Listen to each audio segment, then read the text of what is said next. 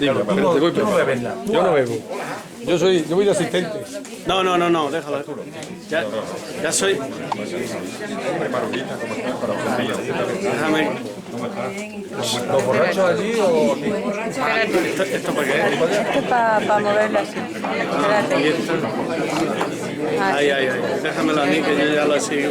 Vale. Hago ya aquí de Se cámara. está grabando.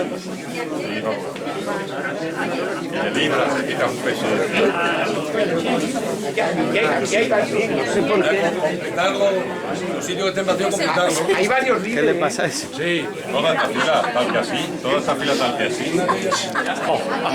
¡Qué desastre! Ay, qué me da risa. Espera, este hay que apretarlo porque si no se va a mover. Venga, venid para acá. Sí, yo estoy. Aquí lo que no están apuntados. Aquí te vamos a dar. Ahí se ve. ¿Alguien está sin copa? Aquí hay varios, ¿eh? Alguien que no está apuntado. Aquí. Aquí hay dos huecos.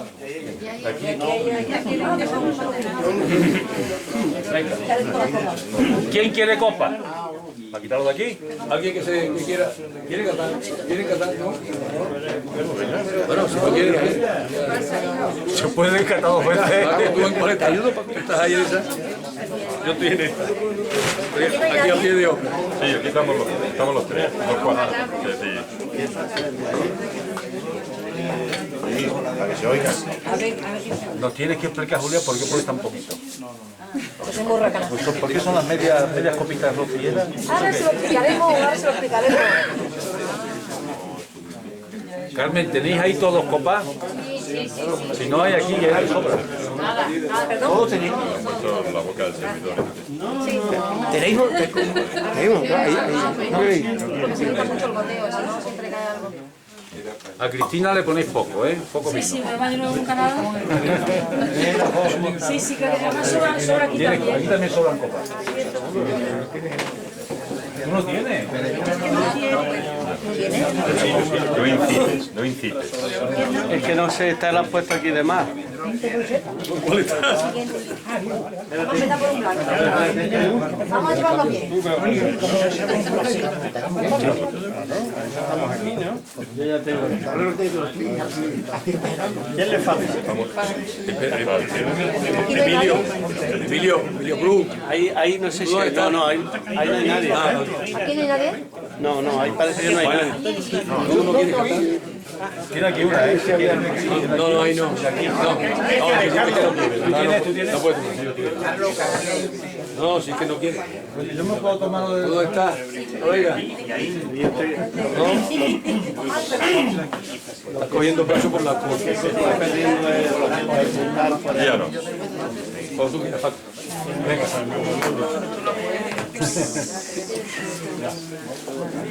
Está saliendo Paco. Sí. Y Luis y Julia.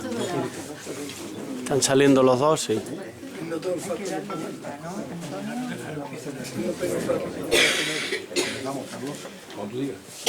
Buenas tardes a todos.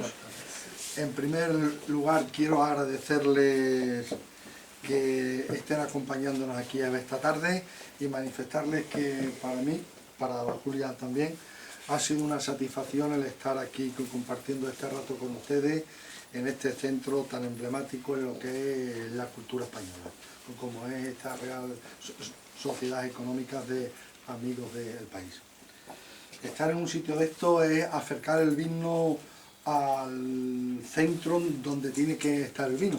El vino es cultura, el vino es un ser vivo, como vamos, en unas pequeñas palabras vamos a entrar en unas definiciones en cierta forma complementarias a las magníficas que ha expuesto antes Julia en el Salón de Actos.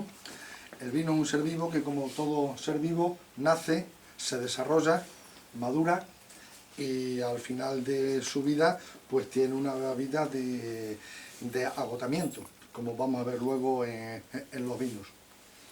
El vino es cultura, el vino es y tiene que ser cultura. Es lo que a nosotros, y perdonen el atrevimiento que voy a hacer, en España nos ha faltado durante muchos años, pero no me refiero a años recientes.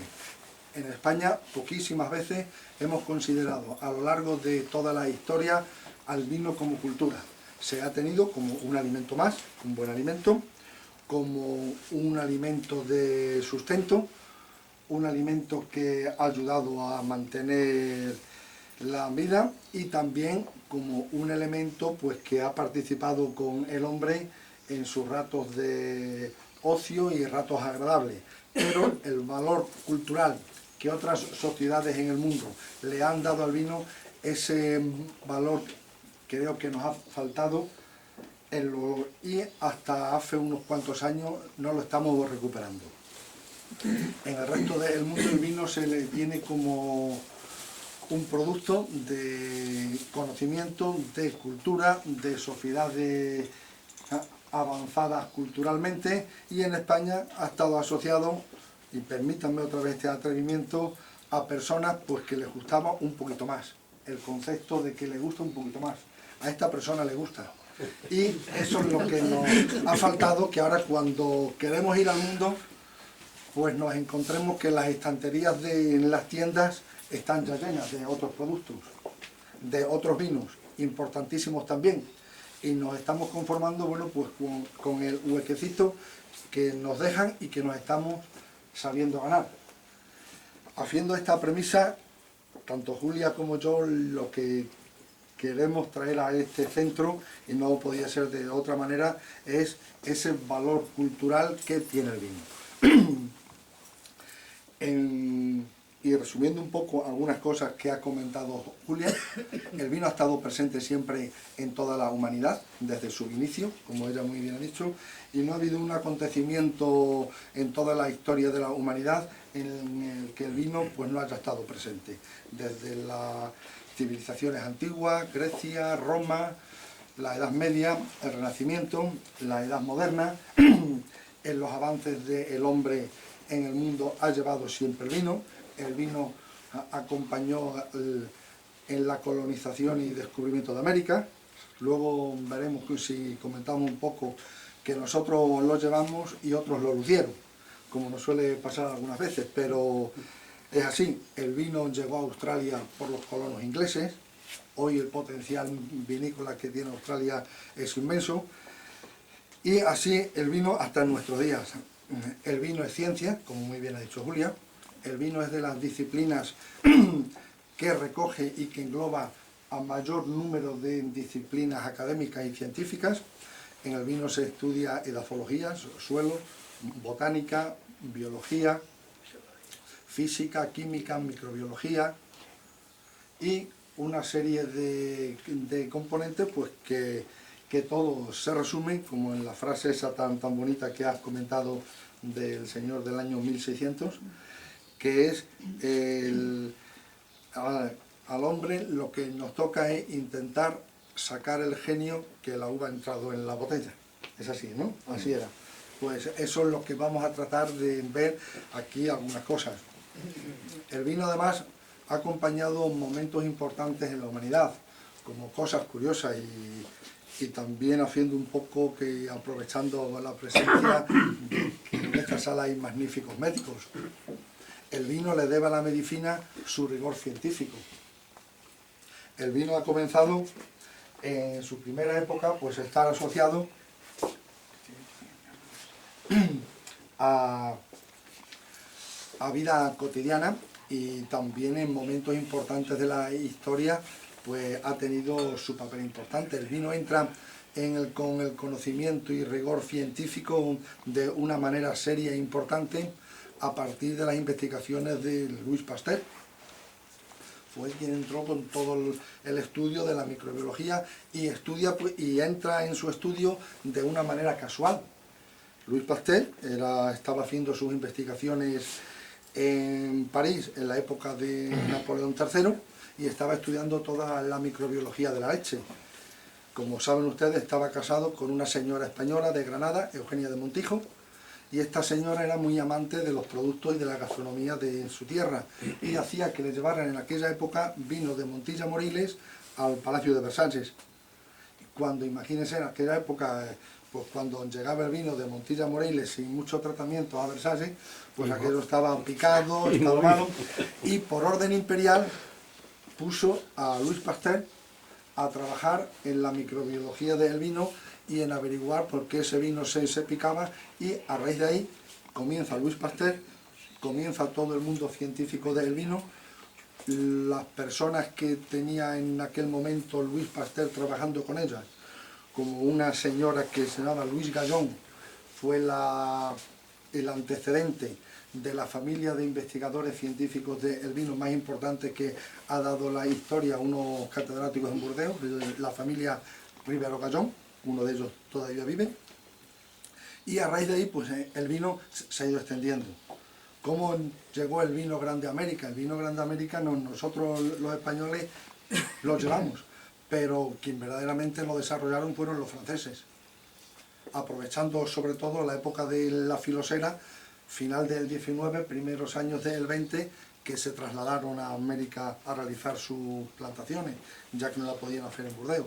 Bueno, esto eran unas pinceladas que únicamente he querido pretender con ellas entrar un poco el vino en la sociedad, el vino, el valor cultural del vino, que lo vean como, además de ser vivo, como un producto más que ha acompañado a la humanidad en todos sus aconteceres. Y ahora pues vamos a centrarnos en lo que es un seguimiento. Yo no quiero hacerlo técnico, quiero hacerlo un poco que sea coloquial, didáctico, pero que si en algún momento alguno de ustedes quiere hacer alguna opinión, quiere presentar alguna opinión, alguna cosa, encantado en entrar en el tema. Vamos a probar 3 vinos, un vino blanco elaborado con uva cayetana y 2 vinos tintos. Un vino de año de la añada 2008, el vino blanco de la añada 2008 también, está recién hecho, y el tercer vino, un tinto con crianza. Ya lo iremos explicando a medida que nos vayamos entrando en ello. Cuando se enfrentan a un seguimiento de vinos, a mí me gustaría el que retrocedamos un poco en unas impresiones. ¿Qué sucede o qué debe suceder cuando nos enfrentamos a una botella de vino? Generalmente, la mayoría de las personas, y no tienen por qué tener motivo para hacerlo de otra manera, pues tomamos el vino en una comida, en un rato con los amigos, y no nos preocupamos ni de qué hay en la botella, ni de qué quiere contarnos esa botella. El vino, como ser vivo, ha tenido un origen, y a mí sí que me gustaría que a partir de, bueno, pues que esta charla, que aportase un poquito del granito de arena, ¿verdad, Julia?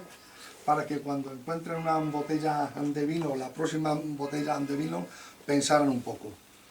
El vino nos está indicando, el primer punto es un origen, que ha tenido un origen de una tierra. Generalmente, estas copas de cristal pueden hacerlas en cualquier sitio. Una botella de leche, hoy podemos tener aquí una botella de leche, pero bueno, no sabemos su procedencia. Pero en el vino sí nos va a indicar de dónde viene, y ese carácter que comentaba Julia antes, que me va a dar el suelo a la uva, a cada uva, pues sí nos lo va a mostrar en la botella. Cada vino está elaborado con una uva diferente. Lo que parece que todo el vino sale de la misma uva, pues no es así.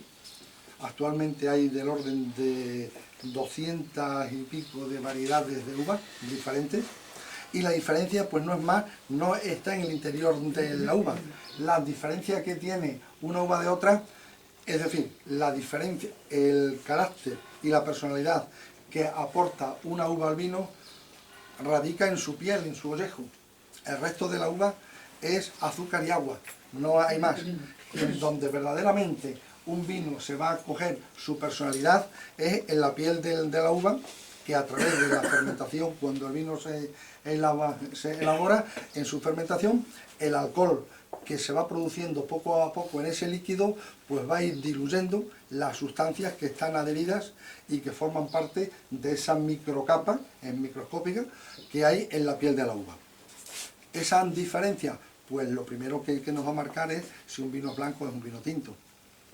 En segundo lugar, si un vino procedente de uvas blancas, pues pertenece a una variedad u otra. Si es un vino, pues que puede ser de uva cayetana, como vamos a ver o pardina, o macabeo, o chardonnay, o sauvignon blanc, o verdejo, o palomino, o albariño.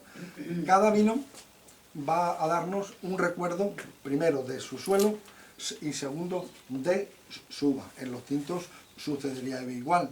Y en tercer lugar, el vino va a decirnos de qué zona viene, ya no del suelo, sino de qué zona viene y, asociándolo a la zona, de qué criterios de elaboración se han utilizado en esa zona.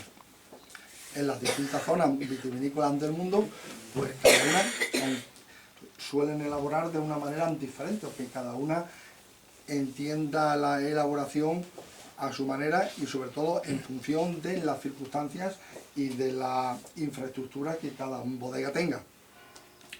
Y en cuarto lugar, que detrás de cada botella de vino ha habido un grupo de personas que han querido estudiar ese suelo, han elegido la uva, han elegido de qué forma van a elaborar, han elegido, como veremos luego en el vino de crianza, de qué forma han querido realizar esa crianza, y que ha llegado a un momento que le han encargado luego a otras personas que les enseñen a ustedes y que les enseñen a la sociedad del vino, que es todo el departamento comercial de una bodega.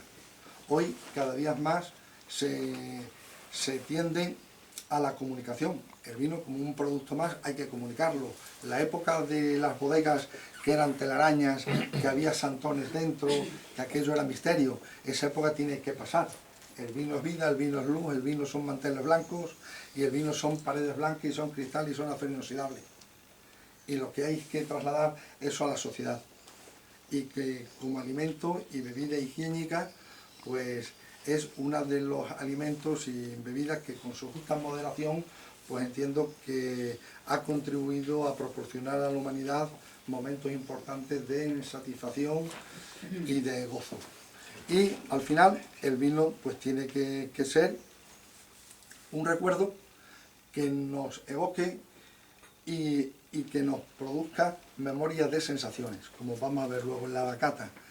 Nadie nace sabiendo catar, como ha dicho Julia antes, es todo una escalera de trabajo, de memoria gustativa, de memoria de sensaciones, y eso es lo que vamos a intentar hoy hacerle frente a ella. Entonces, vamos a empezar. A mí, Julia, me gustaría que los dos participáramos un poco en algunos comentarios en los vinos, y como antes les comentó Julia, ya se han tenido que fijar algunos de ustedes, estoy seguro que algunos lo ha hecho, en la primera fase que ya comentaba. Además, a mí me ha gustado escucharle, porque generalmente en toda la bibliografía, o la mayor parte de la bibliografía que hay, y de las sesiones de cata y de degustación de vino, solo se habla de las tres fases clásicas: visual, olfativa y gustativa.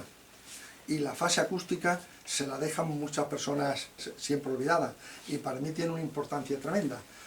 Ver y escuchar cómo cae un vino en la copa ya nos está adelantando mucho de su presentación. Piensen que el vino en una cata, en una degustación, nos va a hablar y se nos va a ir presentando como es, y nos va a ir contando cosas, y nos va a ir diciendo que realicemos un análisis interno y que memoricemos sensaciones. Entonces, como habrán visto, la primera fase, que es la fase acústica, pues ya la tenemos adelantada. Ya nos han puesto el vino, y en esa fase hay que estar atento. Generalmente no prestamos atención, y voy a hacer un paréntesis. Lo que vamos a hablar aquí hoy y de las cosas que vamos a hablar, pues es para una sesión de cata y de seguimiento un poco técnico coloquial. Esto no quiere decir que cada vez que tengamos una copa delante que tengamos que estar haciendo un examen, ¿no? Disfruten todo lo que puedan, pero traten de recordar algo. Entonces, en el primer vino que vamos a tomar es un vino blanco de la añada 2008, elaborado con uva cayetana. La uva cayetana ha sido una uva que hasta ahora ha estado pues, muy confundida en Extremadura. Es otro de los valores que tenemos que el mundo del vino da posibilidad para afianzar. Es la autenticidad del origen de determinadas variedades de uva. La uva cayetana solo se produce en Extremadura y en concreto en Tierra de Barros. Es una uva que hasta hace unos años ha estado confundida con la uva pardina, que eran nuestras dos habituales, y siempre se decía que aquí había una uva que decían parda, por lo que yo decía un poco los niveles culturales que hemos perdido. En el mundo han hablado de riquezas de variedades, de nombres de variedades. Por ejemplo, Portugal, vitícolamente, es mucho más rico que nosotros.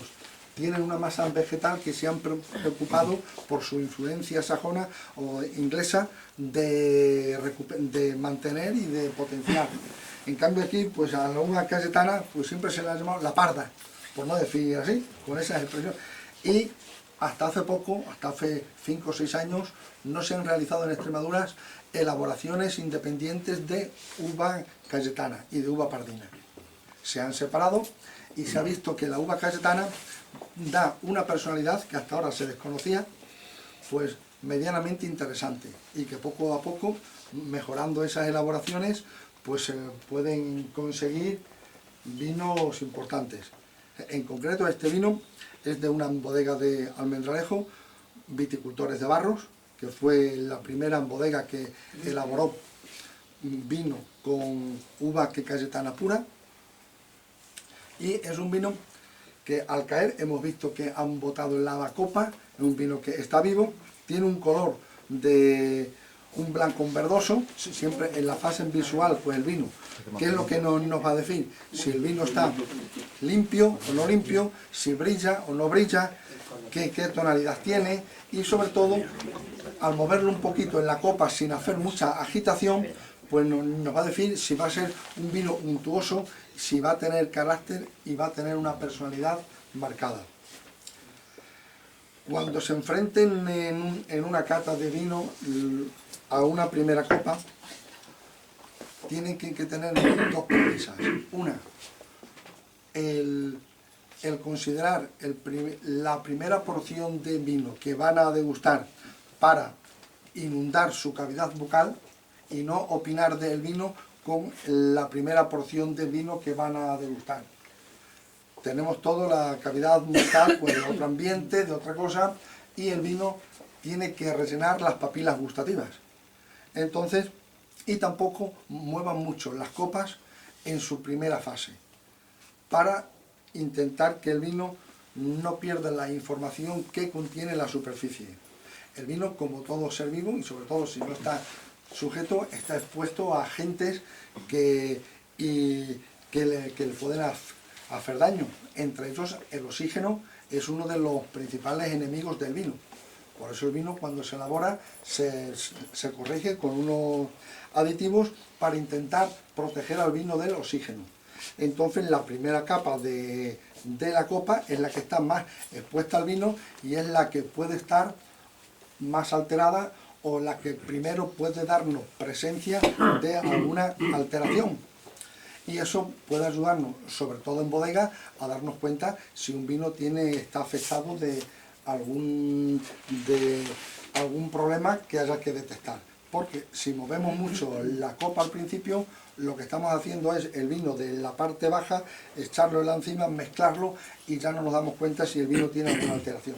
Luego, una vez que ya hayan probado el vino en un primer intento, ya pueden mover las copas y hagan con él lo que estimen que les va a producir mayor satisfacción y sobre todo mayor información. En la fase olfativa, pues lo vamos a ver. Y lo primero que nos recuerda este vino es a uva, como cuando olemos un frutero de uva fresca y de uvas maduras, es lo que nos va a recordar.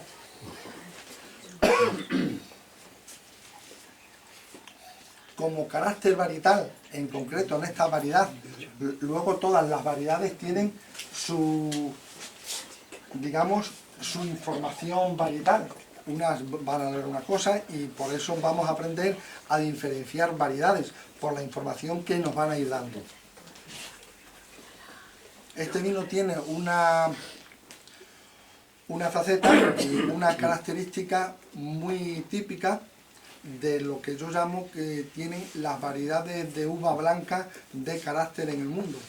Es decir, que tienen como un ligero, que se aprecia ya en nariz, un ligero amargor agradable al final de la nariz. No sé si lo entran. Si hacemos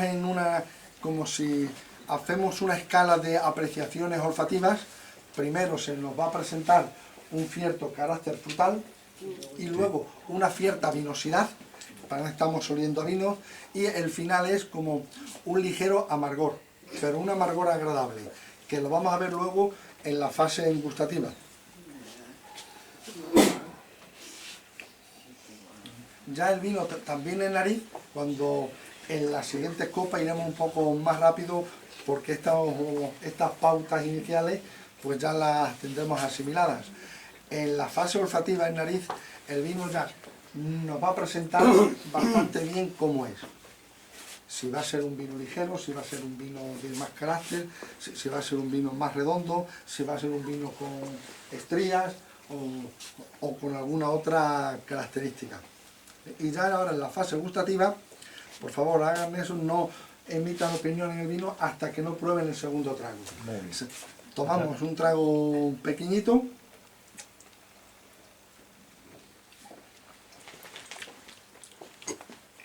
Y ya, ahora ya en el segundo trago, pues ya podemos apreciar y podemos coger un poquito de más de vino para apreciar mejor sus características.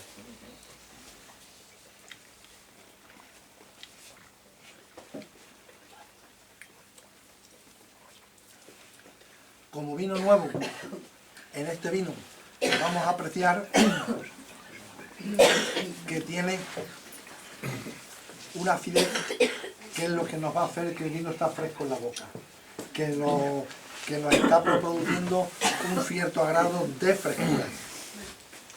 El vino es importantísimo, como comentaba Julia antes, los 4 condicionantes. En un vino hay uno que es la acción del hombre, que es el cuarto, que eso está ahí, pero el hombre tiene que saber equilibrar el vino como si fuese un triángulo equilátero, que tuviese 3 vértices muy definidos. En un vértice estaría el alcohol, en otro vértice la acidez y en otro vértice el carácter, el cuerpo, la estructura. Para que un vino sea interesante y sea importante, ese triángulo tiene que ser un triángulo equilátero. Tiene que tener los 3 lados iguales. En el momento que uno de esos 3 componentes supere o se salga del equilibrio, ya se nos producirá en el vino, pues si el alcohol está en exceso, pues nos dará un vino alcohólico. Si un vino a lo mejor tiene una acidez corta, como puede pasar con los vinos blancos extremeños, que no en este caso, que decimos es que los vinos blancos en Extremadura tienen mucho alcohol, pues no tienen mucho alcohol. Lo que pasa es que tienen poca acidez y al tener poca acidez ese triángulo se han desequilibrado y lo que nos está dando es más sensación de cuerpo y de estructura y de alcohol. Si un vino tiene exceso de acidez, pues puede ser porque no haya un cuerpo y una estructura en el vino que sujeten y que rellenen y que compensen esa acidez. El vino es equilibrio, es conocimiento, no es otra cosa.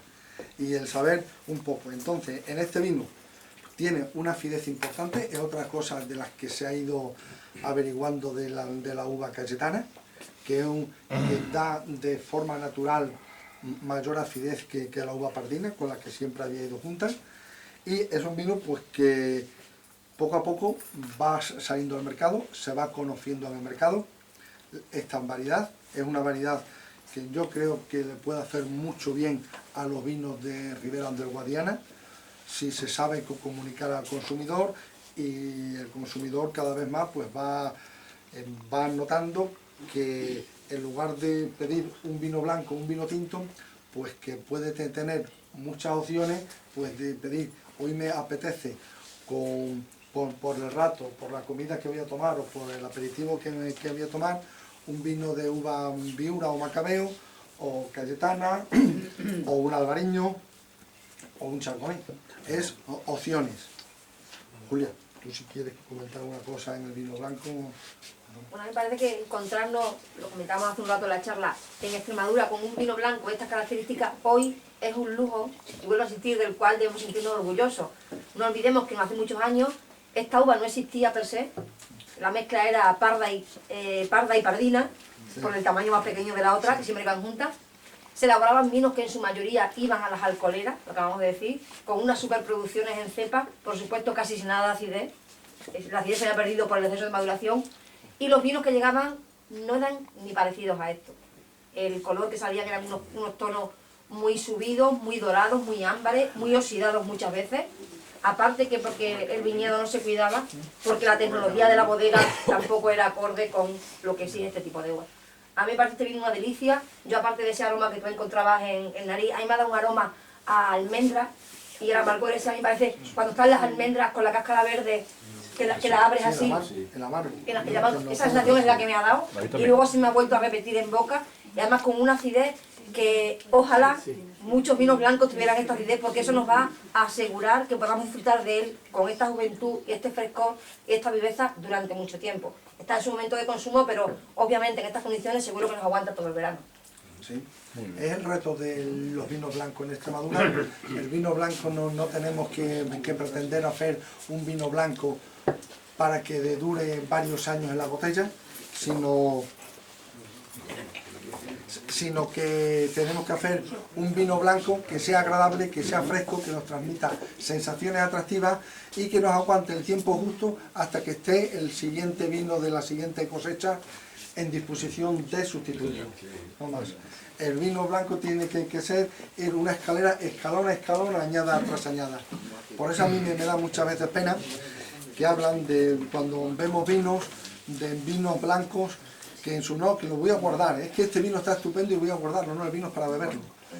Ya hablaremos luego con los tintos y sobre todo con los tintos de guarda, qué es lo que es el guardar un vino. Un vino blanco, en general, pues para irlo viendo y añada tras añada, irlo bebiendo. Muy bien. Hay otra cosa que es importante hacerles notar en la fase olfativa en los vinos, en sus aromas. En los seguimientos técnicos del vino diferenciamos tres tipos de aromas: aromas primarios, aromas secundarios y aromas terciarios. Los aromas primarios son los que van a proceder de la personalidad de cada variedad de uva. Ya por el aroma sí nos vamos a poder notar si es una uva, un Sauvignon Blanc, un Albariño, una uva Palomino, una uva Cayetana. El aroma, ese es su aroma primario, el que trae, digamos, el racimo de uva puesto cuando llega a la puerta de la bodega. Los aromas secundarios son los que se producen y acompañan a los aromas primarios en la fermentación. En la fermentación del vino, pues es un proceso químico y biológico, o biológico-químico, Julia, mejor así, ¿sí? Como he dicho, en lo cual se transforma azúcar y agua, que es lo que tiene la uva, en alcohol con los aditamentos diluidos que estaban en la piel de la uva. Bueno, pues en esa fermentación se van a producir otros aromas, que van a ser, son los aromas secundarios, que van a ser, aquí ya no los vamos a diferenciar por su variedad, sino si son limpios o no limpios, si ha sido una fermentación que ha tenido una velocidad adecuada, o se ha parado, se ha ralentizado, si ha fermentado a baja temperatura o ha fermentado a temperatura excesiva, que lo que nos ha producido es unas sensaciones de quemado. Y los aromas terciarios son aquellos aromas que se incorporan al vino cuando ha tenido una crianza en roble, en madera. Puede ser algún vino blanco que haya tenido crianza en madera, pero generalmente se dan en los vinos tintos. Y ya en estos aromas pues se va a notar el equilibrio de la madera, cómo ha ido evolucionando ese vino en la madera, y para al final concluir en la botella los 3 tipos de aromas, en el caso de los vinos tintos, en un perfecto equilibrio: los aromas primarios, secundarios y terciarios. Si vemos en un vino que ha tenido crianza en madera, que lo que verdaderamente predomina son sus aromas terciarios, sus aromas a madera, a la crianza, pues ese vino está en desequilibrio.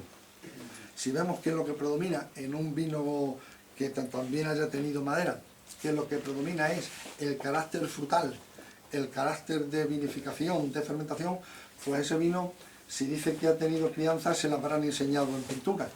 Tampoco, eso tiene que estar en un verdadero equilibrio.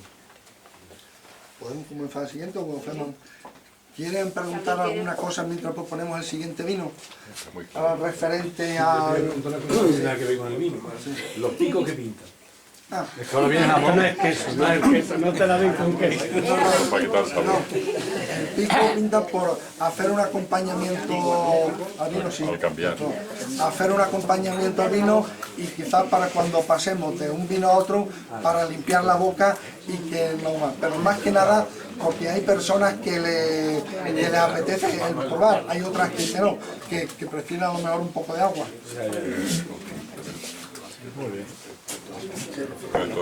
Esto siempre lo Algunos han el vino con los ojos. Pues estoy seguro que nunca Paco y Julia han tenido un sitio tan emblemático como este, que es una biblioteca, donde degustar el vino. Y esto me trae a la memoria un recuerdo que, si me dejáis os lo cuento. Pero Pío Baroja, mientras se sirve. Sí, mientras se sirve, claro. Pío Baroja, que era un gran bibliófilo, cuando se encontraba, y tenía muy mal carácter, cuando estaba en una biblioteca cuando estaba en una librería de antiguo, de viejo, pues siempre veía el clásico curioso, y decía: hombre, don Pío, ¿cómo está usted? Y decía: ¿y qué hace usted por aquí? Y dice: lo normal es que los borrachos nos encontremos en los mismos sitios, las mismas tabernas. Es decir, que una librería de antiguo la hacía como si fuese una taberna. Y yo digo lo mismo, es decir, lo normal es que los que estamos aquí, gente de cultura y gente de amor al libro, nos encontramos en las mismas tabernas, ¿no? Ya, esa la pones tú también en tu anecdotario para decirlo, que Pío Baroja era un borracho. No era un borracho, era un amante del vino. Sí, señor. Es muy difícil. Muy bien. Él leyó mucho el Génesis y se acordaba de Noé. Y yo, pues, igual que Noé. Hay que empezar por Noé. Cuando empiezas a presentar la historia del vino,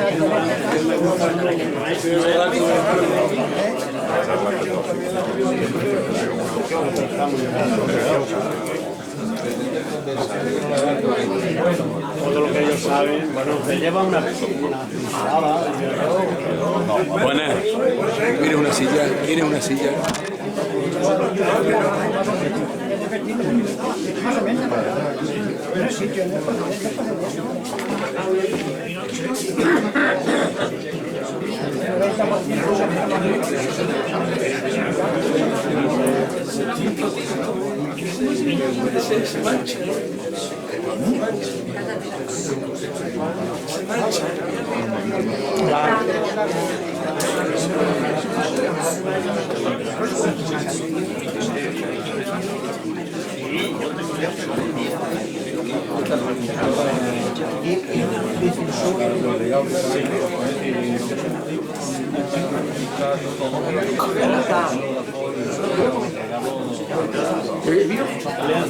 ¿Por qué? ¿Por qué el vino blanco tiene tanto de esto?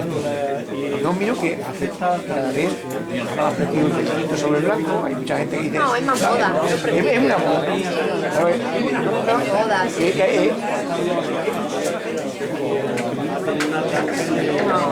Para el vino blanco es exquisito, al menos. Ese dicho, ¿no? El mejor vino blanco es uno tinto, ¿no? Lo dice mucho, ¿no? Dice, es el mejor vino tinto. Y Fernando Barcelona de Caldebrán, a veces alguien viene de fuera y le pide: ¿y qué vino de aquí? Le recomienda siempre un Macabeo, ¿no? Aquí, sí. No, ahí. No, Marco está aquí. Aquí hay alguien. No, ahí era eso. A ver cómo suena, a ver cómo suena. A ver cómo suena. Yo más acústico, a ver. Hola, copa. ¿Cómo cae? Viste que tú, Carlos, que Paco es la Rosy.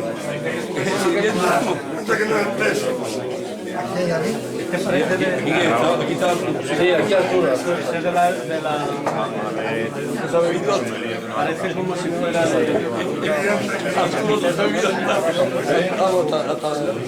Bueno, entonces lo que te quiero decir, Carlos, menos de Arturo Macho, de Manolo Martínez, me faltan todos, ¿no? Díselo a la secretaria.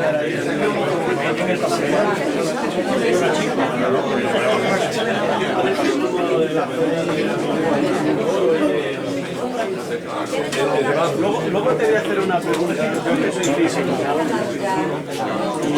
Hay algunos que dejan lágrimas, los blancos no dejan lágrimas. Este no encontré. Este lo ha dejado, este ya va dejando. No, lo que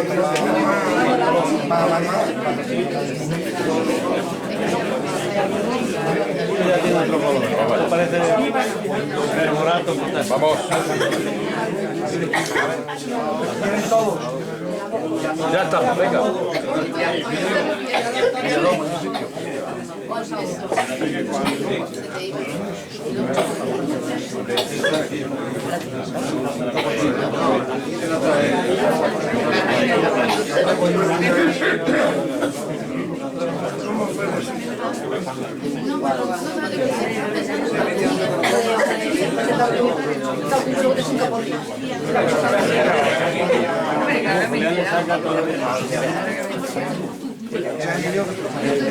Por collera, por collera, por collera, no era suficiente.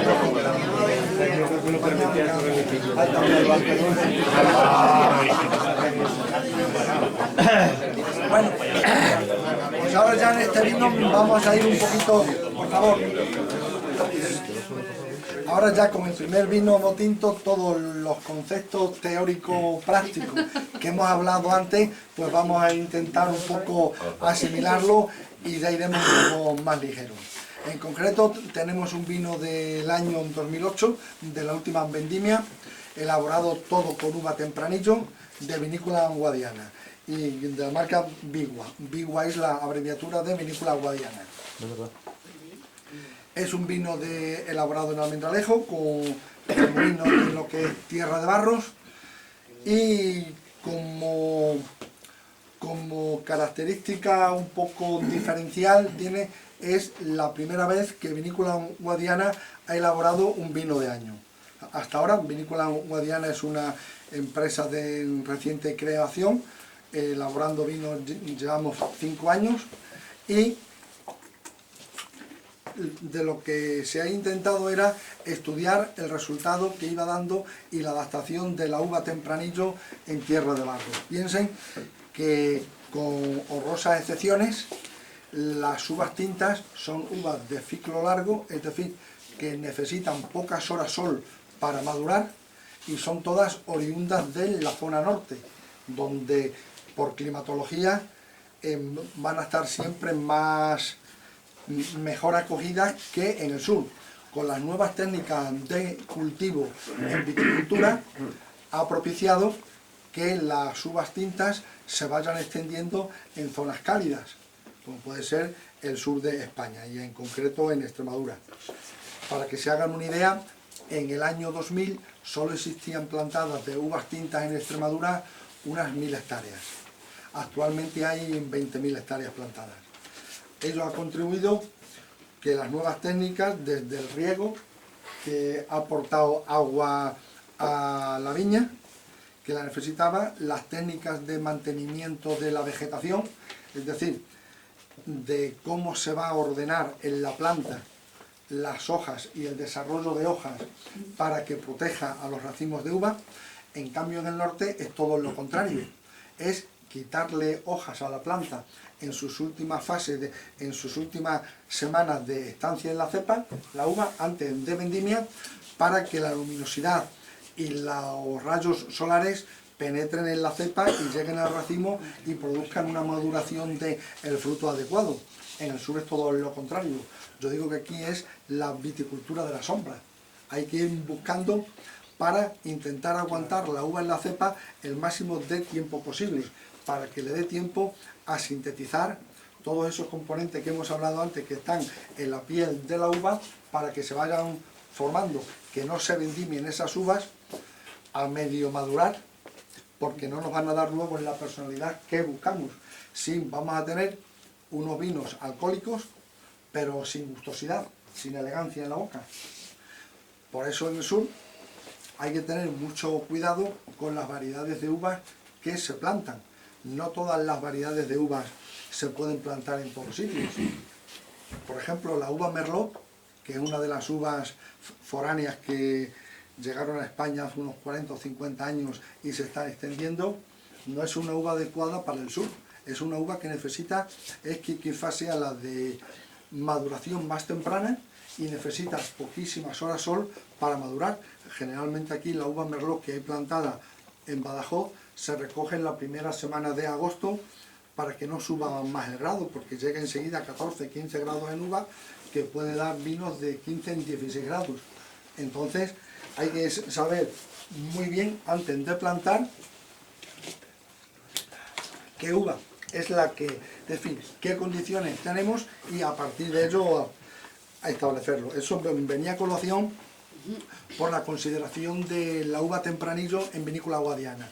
Hasta ahora, aunque tenemos hecho experiencias con otras uvas, como con uvas Syrah y Cabernet Sauvignon, hasta ahora los únicos vinos que estamos embotellando son uvas producidas con uva tempranillo, de uva tempranillo. El tempranillo es una variedad genuina española, es de las variedades tintas con origen español.